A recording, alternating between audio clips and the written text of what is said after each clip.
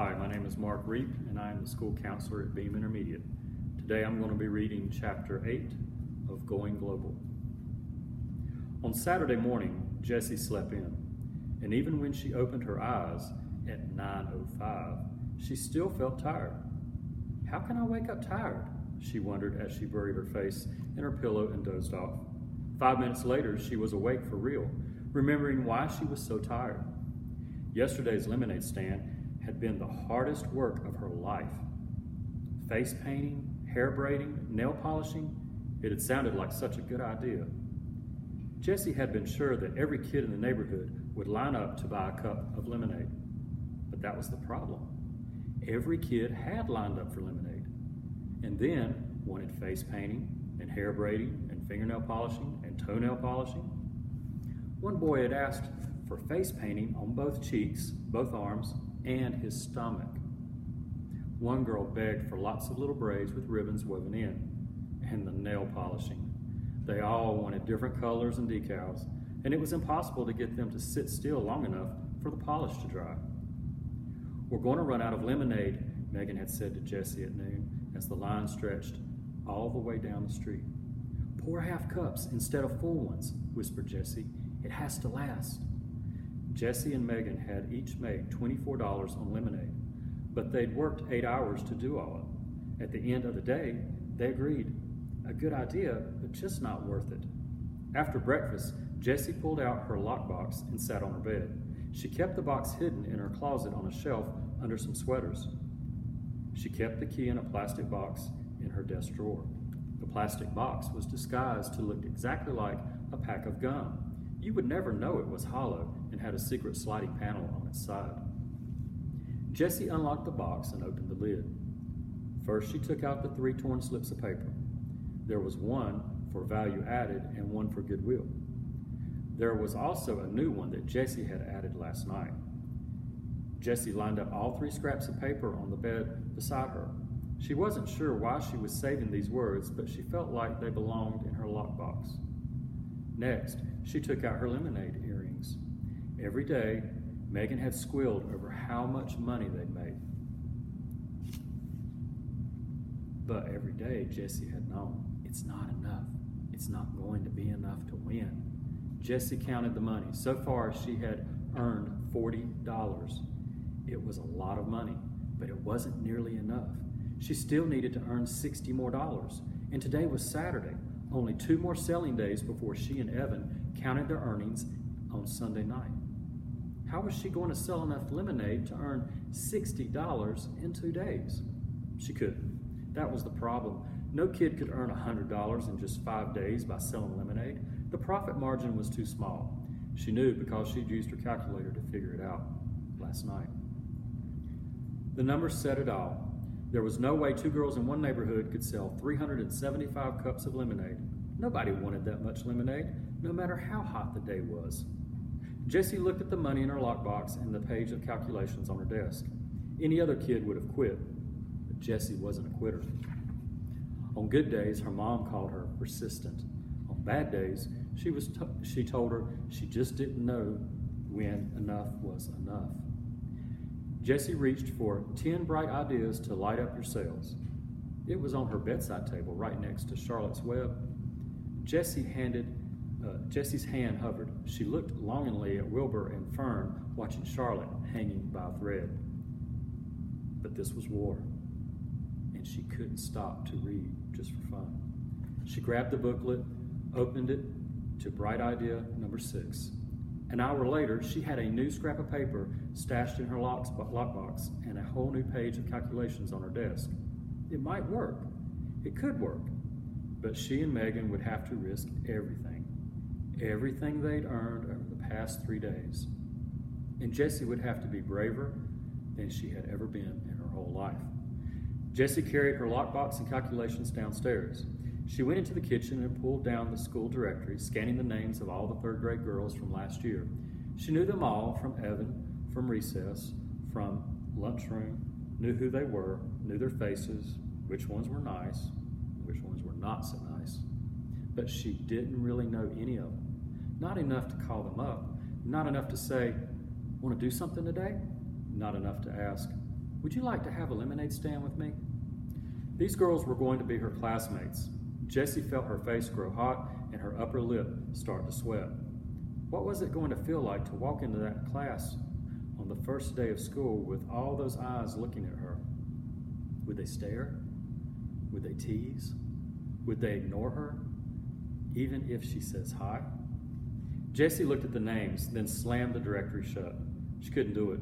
She just wasn't brave enough. Evan walked into the kitchen and grabbed an apple from the fruit bowl. A cloud of fruit flies rose up in the air and settled again. Evan inspected the apple and then bit into it without washing it first. Jessie wanted to say something but held her tongue. She looked at him and thought, it is never going to feel normal not talking to Evan. Hey, she said. Evan raised his apple to her, his mouth too stuffed to talk.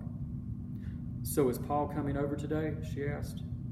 Evan shook his head, munching noisily. Well, is anyone coming over? Jessie was curious to see what the enemy was up to today. Yesterday, Evan's smile had told her plenty. He had sold a lot of lemonade. A lot. But what was he going to do today? Evan shrugged his shoulders. He swallowed so hard it looked like he was choking down an ocean liner. But you are setting up a stand, right? Asked Jessie.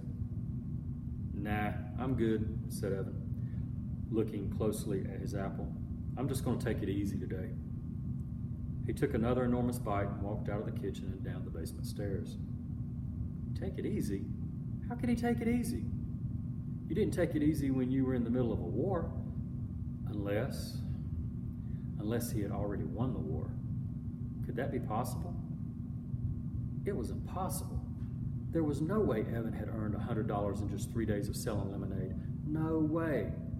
Jessie's mind skittered like one of those long-legged birds on the beach. Had he? Could he? Were her calculations wrong? Was there some other way?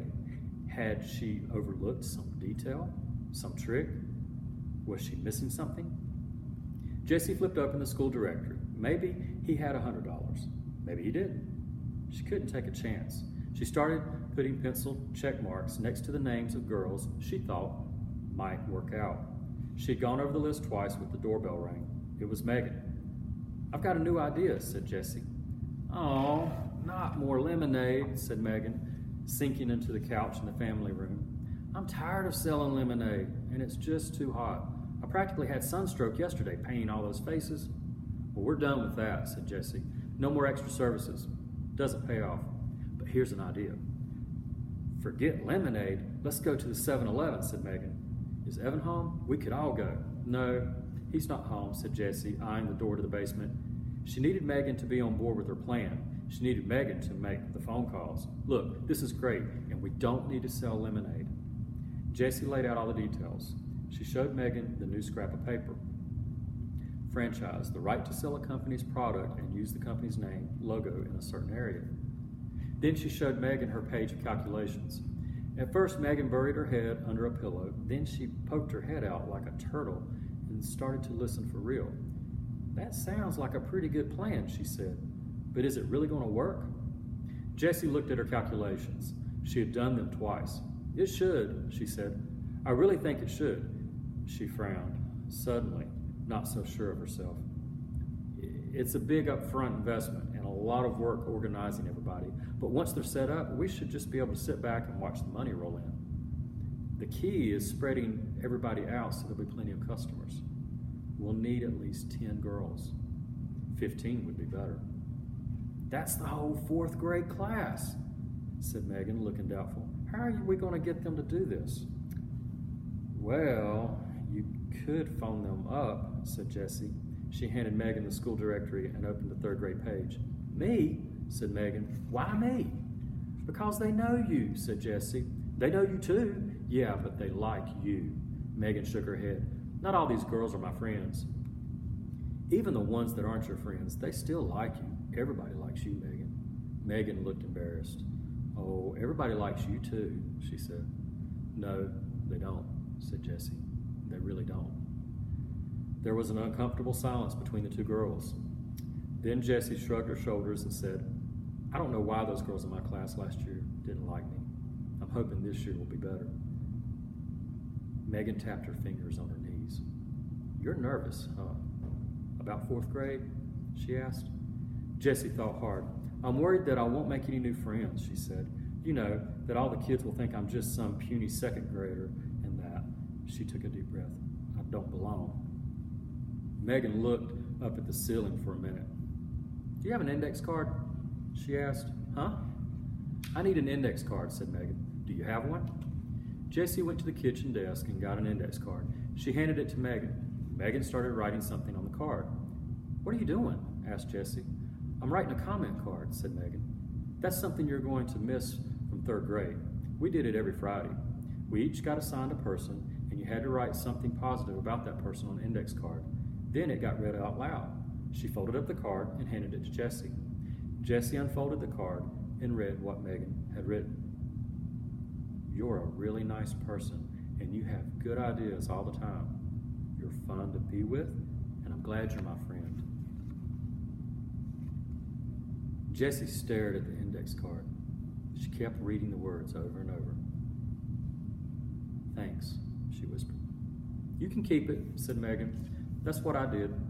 I've got all my comment cards in a basket on my desk, and whenever I'm feeling sad or kind of down on myself, I read through them. They really help me feel better. Jessie folded the index card and put it in her lockbox. She was going to save it for later. It was like having a magic charm. So, how about I make half the phone calls and you make the other half, said Jessie. Okay, said Megan, jumping up from the couch. It was surprising how many almost fourth grade girls had absolutely nothing to do for 3 days before school started. In less than an hour, Jessie and Megan had 13 lemonade franchises signed up for the day. The rest of the day was work, but it was fun. Jessie and Megan attached the old baby carrier to Megan's bike, then rode to the grocery store and spent every penny of their earnings on lemonade mix. 52 cans. They actually bought out the store. The 4 bags of cans filled the carrier like a boxy baby. They also bought 5 packages of paper cups. When they got back to Megan's house, Jessie tucked the receipt in her lockbox right next to her comment card. Jessie liked the receipts. They were precious, they were precise and complete. A receipt always told the whole story, right down to the very last penny. Then they tossed construction paper and art supplies into the carrier and started making rounds. First stop was Sally Knight's house. She was ready for them with a table, chair, and empty pitcher all set up. Jessie mixed the lemonade. Megan quickly made a lemonade for sale, 75-cent a cup sign, and they left Sally to her business. The deal was that Sally got to keep 1/3 of the profits, and Jessie and Megan got to keep the rest. After they'd set up all 13 lemonade stands, each with enough mix for 4 pitchers of lemonade, Jessie and Megan hung out at Megan's house, baking brownies and watching TV. Then they hopped on their bikes again and made the rounds. Jessie and Megan stopped in front of Sally's house first. The lemonade stand was nowhere to be seen. What do you think is going on? Asked Megan. Jessie had a bad feeling in her stomach. Something must have gone wrong. They rang the doorbell. Sally came to the door. Hurry, she said, grabbing their arms and pulling them inside. My mom goes totally mental when the AC is on and the door is open. Where's your stand? Asked Jessie nervously, feeling goosebumps ripple up her arms because of the suddenly cool air. Sally waved her hand. Done, she said. I sold out in like half an hour. It's so darn hot. We made $24 besides tips. Hey, do I get to keep the tips? Sure, said Jessie. Tips? She'd forgotten about those on her calculations page. Sally handed Jessie some crumbled bills and an avalanche of coins. $8 for Jessie and Megan each. You want to stay and have some ice cream? Sally asked. Okay, said Megan, and we brought you a thank you brownie, for being part of our team. That had been bright idea number 9. After a bowl of the Moose's Loose ice cream, Jessie and Megan headed out. The story was the same at every girl's house. The lemonade had sold out quickly and the money just kept rolling in. I can't believe we made, how much did we make? Squealed Megan once they got back to her house. $104 each. Each, shouted Jessie. She couldn't stop hopping from one foot to the other.